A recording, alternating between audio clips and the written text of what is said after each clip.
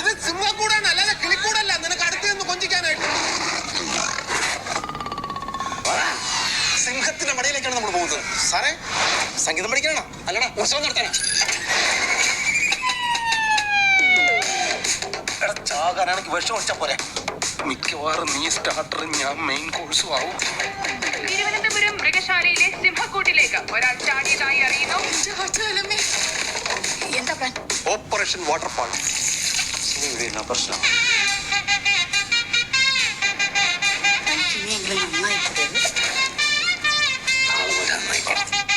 പേടിക്കണ്ട മാഡം, ഞാൻ എത്തിയല്ലോ മാഡം. പ്രേമമാണ് വിഷയം.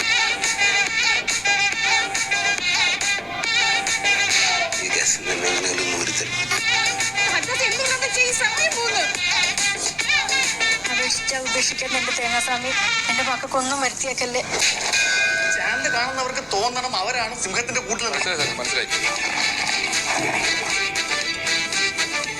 നിനക്ക് എന്റെ അച്ഛൻ അറിയാലോ, അച്ഛൻ നിന്നെ കൊല്ലും.